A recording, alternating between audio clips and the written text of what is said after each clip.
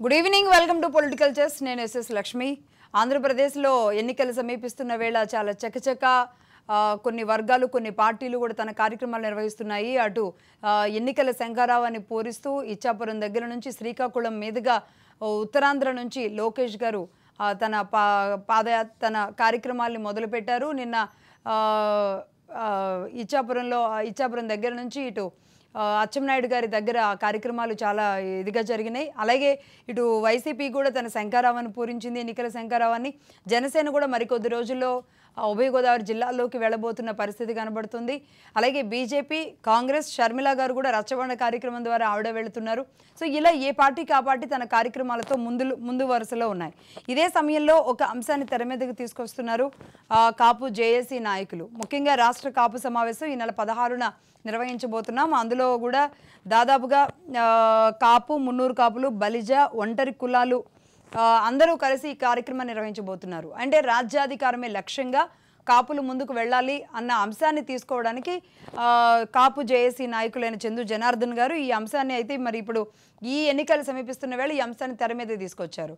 అంటే కాపులు ఈరోజు అన్ని పార్టీల్లోనూ ఉన్నారు. అటు వైసీపీలోనూ ఉన్నారు, టీడీపీలో ఉన్నారు, కాంగ్రెస్లోనూ ఉన్నారు, అన్నిట్లో ఉన్నారు. ముఖ్యంగా బీసీ కులాల విషయానికి వస్తే టీడీపీకి బీసీలు మొదటి నుంచి కూడా బీసీలు అనేవాళ్ళు ఎక్కువగా ఉంటూ ఉంటారు. మరి అలాంటి బీసీలు మరి ఈరోజు ఎటువైపు ఉండబోతున్నారు, కేవలం కాపులుగా ఉన్న వాళ్ళంతా ఎటువైపు ఉండబోతున్నారు అనేది అయితే చాలా ఆసక్తికరంగా మారింది. ముఖ్యంగా కాపు విషయంలో జనసేన మాట్లాడిన ప్రతిసారి కాపు నాయకులే మాట్లాడుతుండడం, జనసేనని కాపులకి అంటగట్టే ప్రయత్నాలు జరుగుతున్నాయనడం, గతంలో ఇది కాపు పార్టీ కాదు అన్ని కులాల కోసం నిర్మించబడ్డ పార్టీ అని జనసేన చెప్పడం లాంటివి మనం చూసాం. కాబట్టి ఇప్పుడు చందు జనార్దన్ గారు ఏం చెప్తారు? నిజం కాపుల అభ్యున్నతి, కాపుల ఎజెండా, కాపుల రాజ్యాధికారం అంటే మరి ఎవరితో సాధ్యమవుతుంది? అసలు ఆ కాపుల కోసం, రాజ్యాధికారం కోసం ఎవరు ఏం చేయాలి? దీని గురించి మాట్లాడదాం. చందు జనార్దన్ గారు ఉన్నారు లైవ్లో. నమస్తే అండి జనార్దన్ గారు. నమస్తే చందు జనార్దన్ గారు. ఏంటండి ఎన్నికల వేళ మీరు మళ్ళీ తెర మీదకి ఒక అంశాన్ని తీసుకురాబోతున్నట్టున్నారు. కాపుల రాజ్యాధికారం అనేది సాకారం అయ్యేలాంటి పరిస్థితులు ఉన్నాయా ఇటు ఏపీలో కానీ అటు తెలంగాణలో కానీ? లక్ష్మి గారు, ప్రధానంగా రాష్ట్రంలో కాపులు 25% ఉన్నారు. 4%, 5% ఉన్న సామాజిక వర్గాలు వారికి ఉన్న ఆలోచన విధానంతో రాజ్యాధికారంలో కొనసాగుతా ఉన్నారు. 100కి 25%గా ఉన్న కాపులు ఇప్పటిదాకా వెనక వైపున ఉండి కింగ్ మేకర్లుగా ఉండి రాజ్యాధికారంలో కొనసాగే వాళ్ళని తయారు చేసిన కులం, రాజ్యాధికారం కొనసాగే వాళ్ళకి కాపు కాసింది.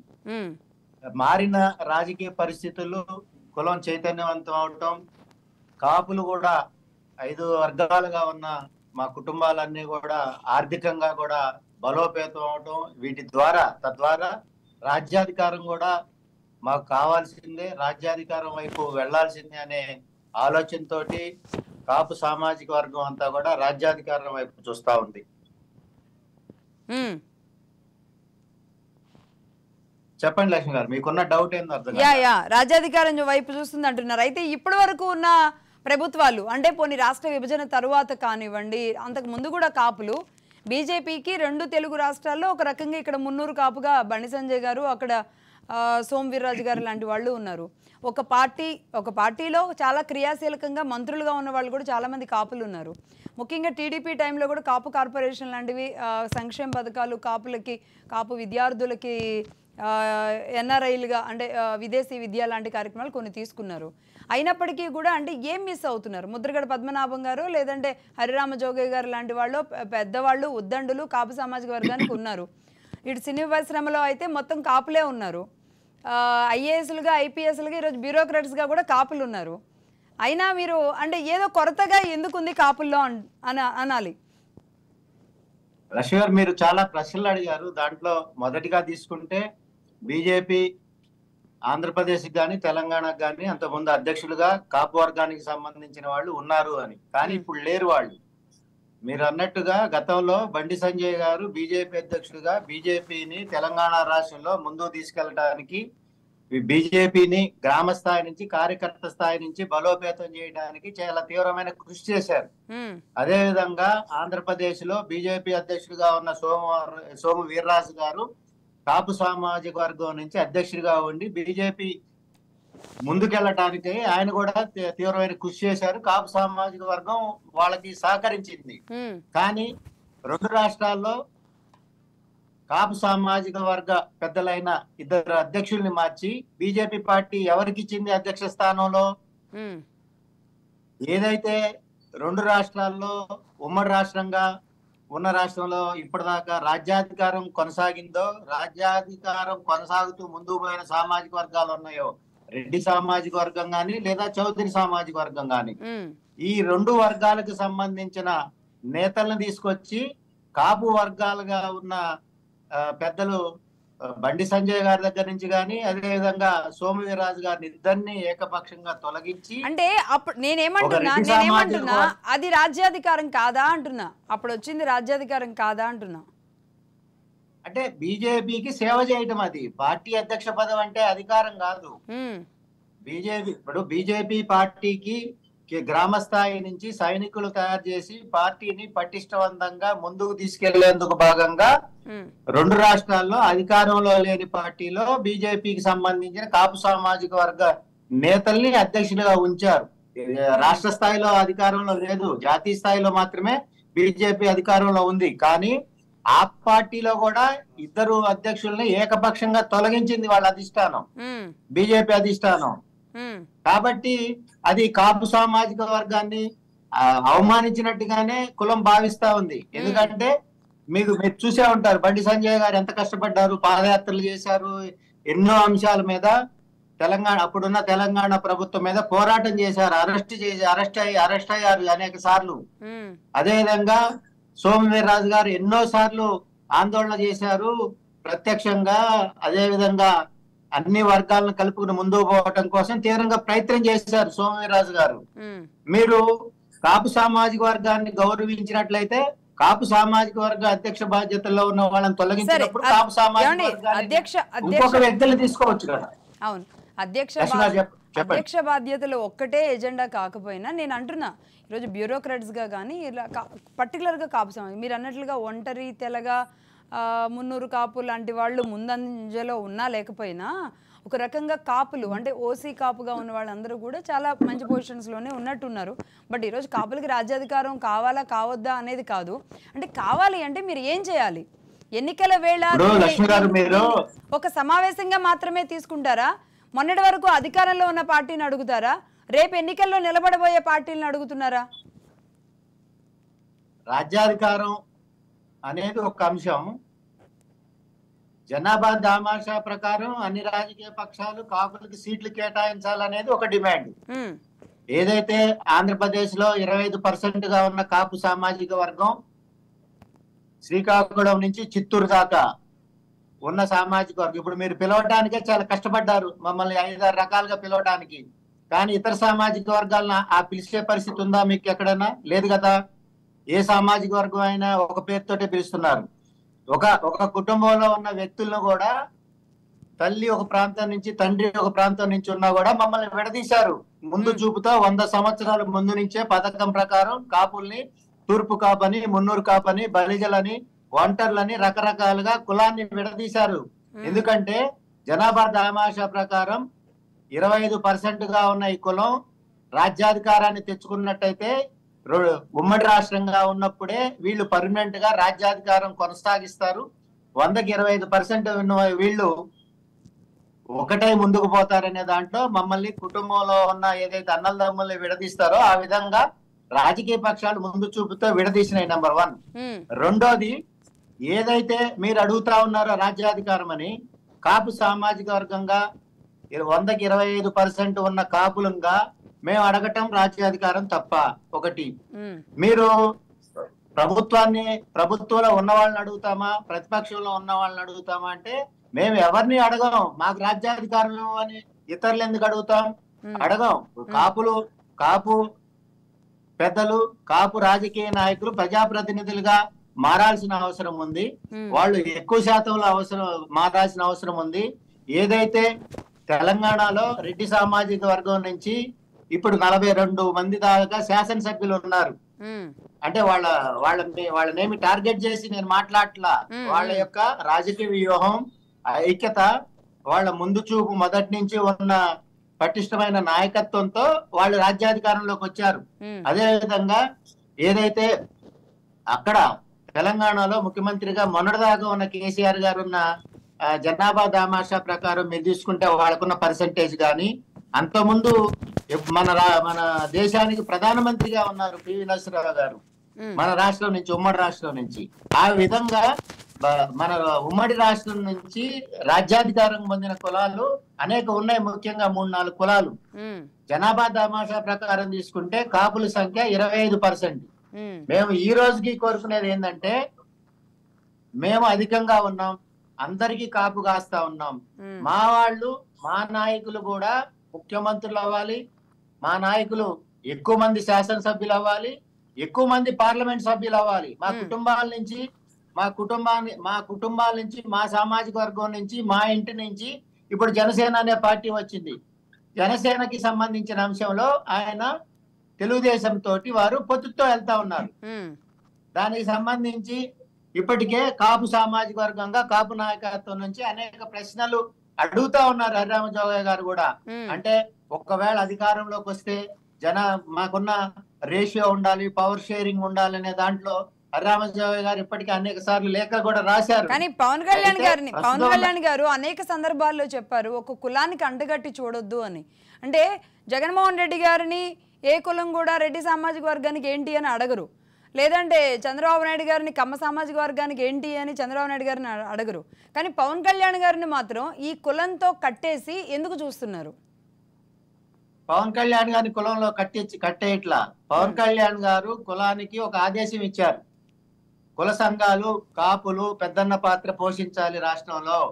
ఇతర సామాజిక వర్గాలతో కలుపుకుని పయనించినట్టయితే రాష్ట్రంలో కాపు సామాజిక వర్గంతో పాటుగా బీసీ, ఎస్సీ, ఎస్టీలు కలిసి, మైనారిటీలు కలిసి రాజ్యాధికారం రావడం చాలా ఎక్కువ అవకాశం ఉంది.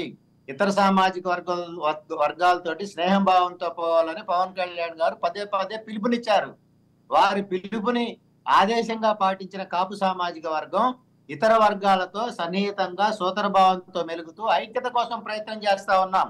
ఏదైతే రాష్ట్ర కాపు జేఏసీ మేము నాయకత్వం వహిస్తా ఉన్నామో ఆ రాష్ట్ర కాపు జేఏసీకి విజయవాడలో మా నివాసానికి వచ్చి పెద్దలు మందాకృష్ణ మాదిగ గారు రాష్ట్ర కాపు జేఏసీ చేసే ప్రతి ఉద్యమానికి చిన్నదైనా పెద్దదైనా మేము పూర్తి స్థాయి మద్దతు తెలుపుతా ఉన్నాం, కాపులకు అండగా ఉంటామని చెప్పి రాష్ట్ర కాపు జేఏసీకి మందాకృష్ణ మాదిగ గారు మద్దతు తెలిపారు.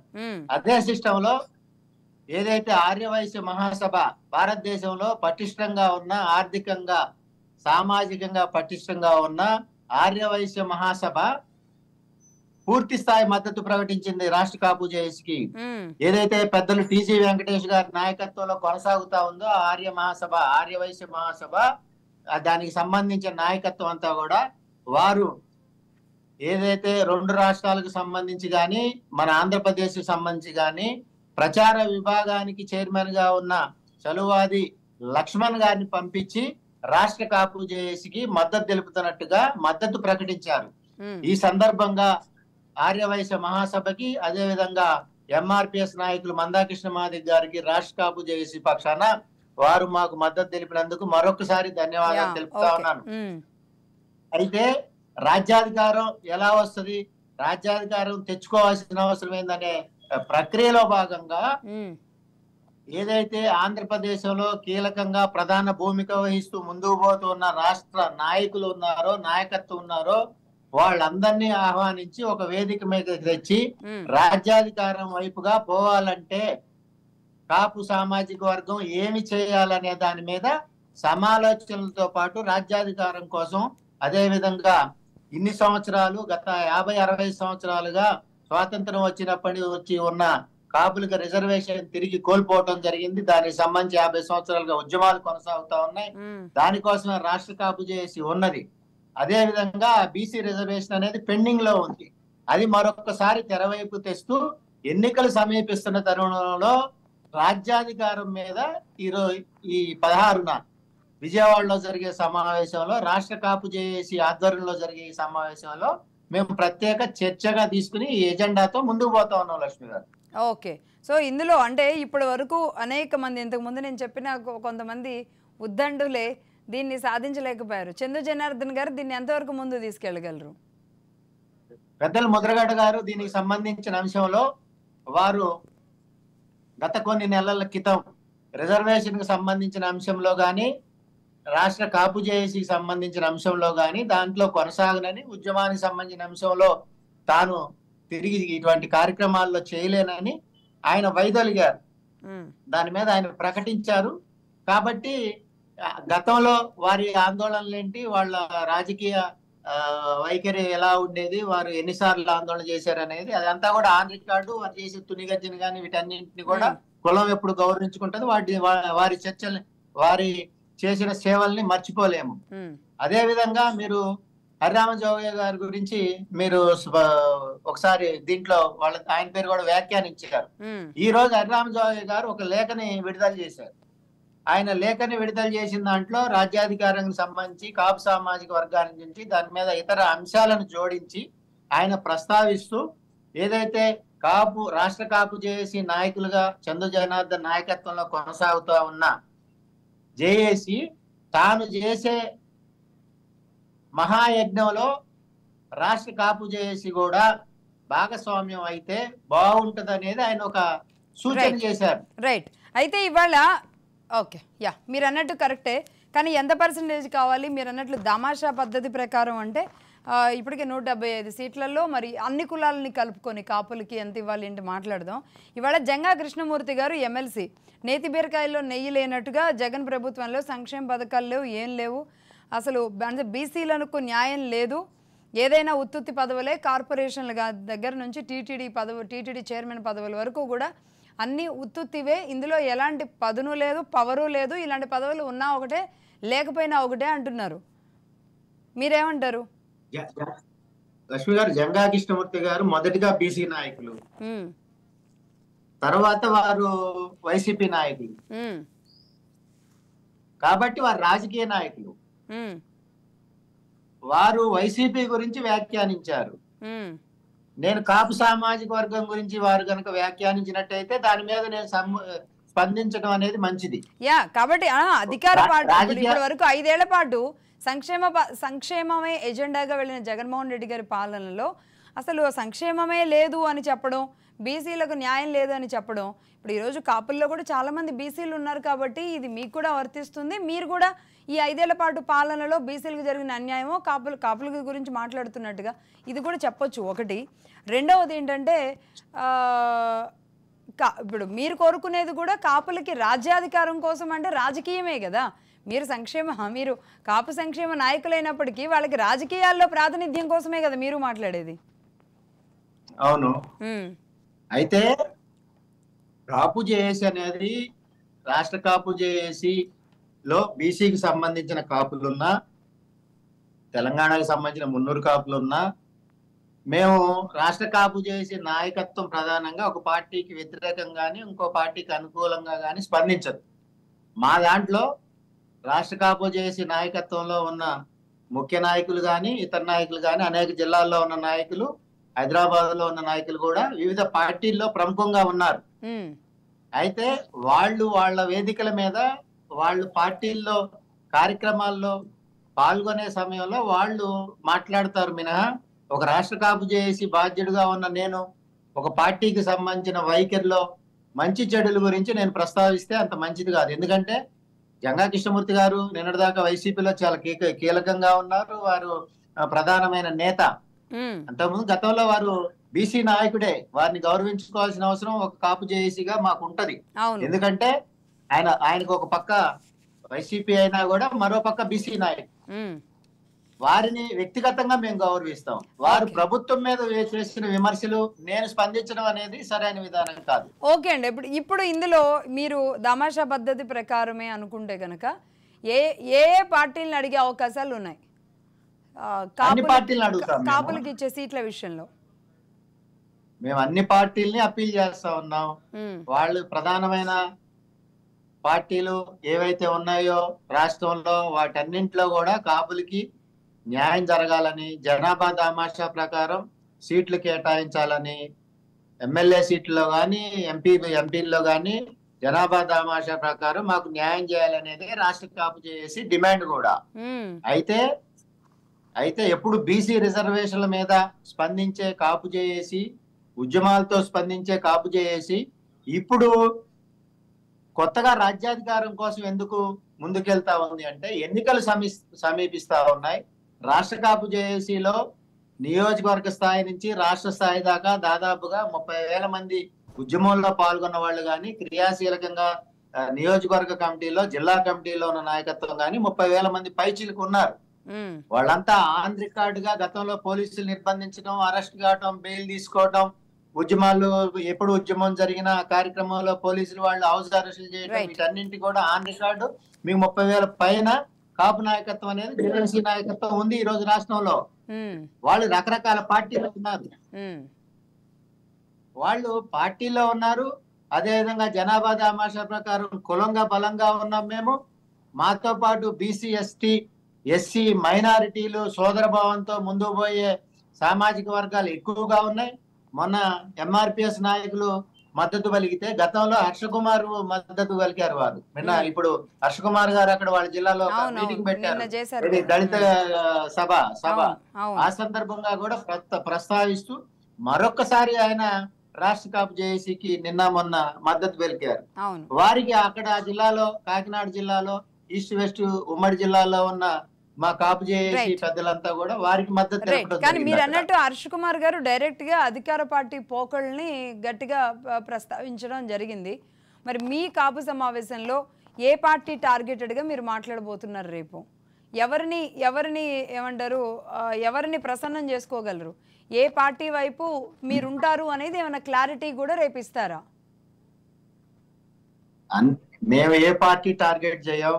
మా టార్గెట్ అలా మా కుటుంబ సభ్యులకి ఎక్కువ సీట్లు ఇప్పించుకోవటం, అధినాయకుల దగ్గర మా ప్రస్తావన తెచ్చుకోవటం, మా కుటుంబ సభ్యులకి రాజ్యాధికారం వైపు తీసుకెళ్లడానికి ఎక్కువ సీట్లు ఇప్పించుకోవటం రాష్ట్ర కాపు చేసి ప్రాధాన్యత.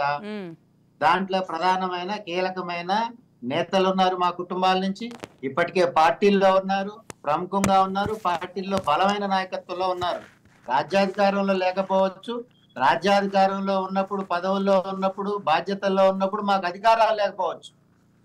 మాకు అధికారాలు రాజ్యాధికారం అనుభవిస్తున్న కులాలు మాకు ఇవ్వకపోవచ్చు పదవి ఇచ్చినా కూడా. అయినా కూడా సామాజిక వర్గంగా బలంగా ఉన్న కులం కాపు కులం. ఇప్పుడు బలిజలు ఉన్నారు లక్ష్మి గారు, రాయలసీమని మీరు చూసుకోండి, మమ్మల్ని బలిజలు అంటారు. అక్కడ బలిజలుగా ఉన్న మాకు, పెద్ద కులంగా ఉన్న మాకు రాయలసీమలో మా పరిస్థితి ఏంది? ఒక్క సీటు కూడా అధికారంలో ఉన్న పార్టీ ఇవ్వాల. అదే విధంగా తెలుగుదేశం గాని, బీజేపీ గాని, జనసేన గాని ఈ మూడు పార్టీలు బలిజలకి రాయలసీమలో పెద్ద ఎత్తున సీట్లు కేటాయించాలని రాష్ట్ర కాపు చేసి డిమాండ్ చేస్తా ఉంది. ఓకే జనార్దన్ గారు, సో మొత్తంగా అంటే ఇక్కడ సరే కులాలు ఏదైనా ఈరోజు పోటీ చేయడానికి బరిలోకి వచ్చే వరకు కూడా ఉండాలి అంటే ఫస్ట్ ఆర్థిక స్తోమత, ఆర్థిక స్థైర్యం, లేదంటే మ్యాన్ పవర్ అయినా మనీ పవర్ అయినా ఉండాలి.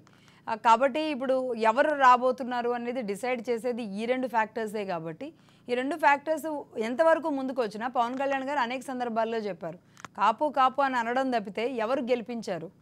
ఈరోజు అందరూ డిమాండ్లు చేసేవాళ్లే, అందరూ ఈయనకి ఇన్ని కావాలని కోరుకునే వాళ్ళే తప్పితే ఒక కాపు నాయకుడిగా ఉన్నారు. అసలు ఆయన ఫస్ట్ ఆఫ్ ఆల్ కులాలు చూడరు పవన్ కళ్యాణ్ గారు. ఆ విషయంలో అందరి కులాలు కలుపుకొని వెళతాం, అన్ని కులాల వాళ్ళు కూడా అందులో ఉన్నారు జనసేనలో. బట్ కానీ ఆయన ఏ కులానికి ఆ కులానికి ఇది ఉంటుంది కాబట్టి, కానీ గెలిపించడం అనేది ముఖ్యంగా పవన్ కళ్యాణ్ గారి వైపు ఎంతమంది వస్తున్నారు, ఎంతమంది ఈ సామాజిక వర్గం గెలిపించగలుగుతున్నారు, రేపు నిలబడిన వాళ్ళని కూడా ఎంతమంది ఈ సామాజిక వర్గం వాళ్ళు ఓన్ చేసుకొని గెలిపిస్తారు, ఇది పార్టీలు ఆలోచించుకోవాలా లేదంటే మీ కుటుంబ సభ్యులు ఆలోచించుకోవాలా నిలబడిన వ్యక్తిని గెలిపించుకోవడానికి అనేది మేబీ డిసైడ్ అవుతుందేమో అని నా అభిప్రాయం. But me agenda, me plan of action అంతా కూడా డెఫినెట్గా 16వ తేదీకి తెలుస్తుంది. కాబట్టి మళ్ళీ ఒకసారి మాట్లాడదాం. థ్యాంక్ యూ జనార్దన్ గారు. Thank you.